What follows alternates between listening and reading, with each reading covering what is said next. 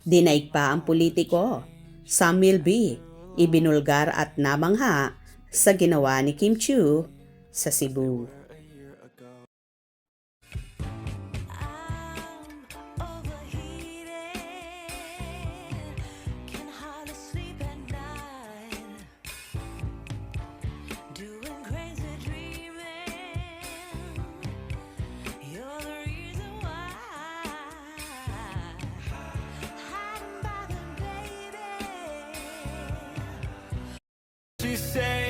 Binukelya ni Samuel B. ang generous heart ni Kim Chiu.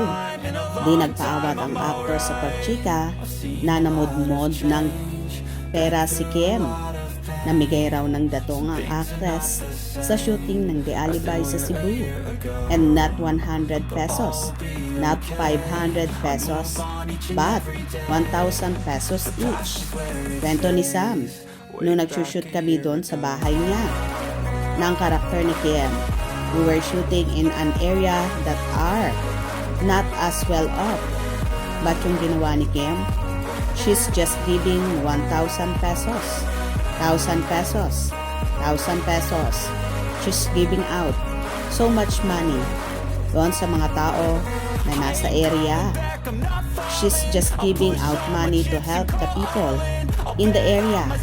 And I was like, parang kahit gusto ni Kim, I just appreciate her more. I wanna let people know na ganun ang ginawa niya. She doesn't want to share that, but nakita ko yung ginawa niya. She's giving out money to people na nangangailangan doon sa area, and it was such a nice thing na nakita ko na ginawa ni Kim. Kaya mas lalo kong na-appreciate si Kim. Appreciate Kim more. And a background story nung nagsushoot kami dun sa bahay niya, we were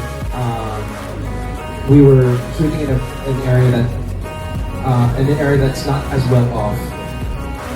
But yung ginawa ni Kim, she's just giving out 1,000 pesos. Wow. She's giving so much money. Kanino?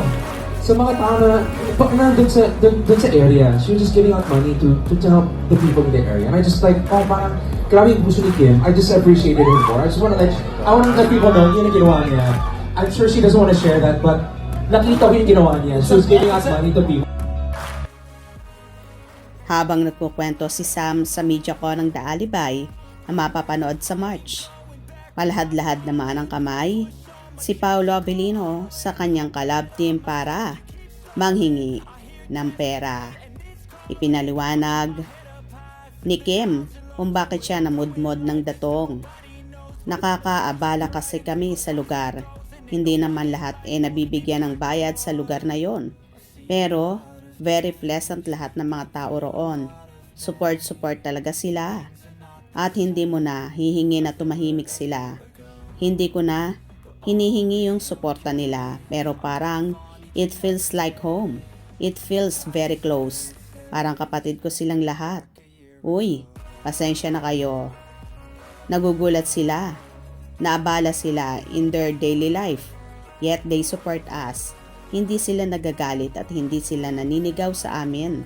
So, in exchange, I gave them a little something, pahayag ni Kim.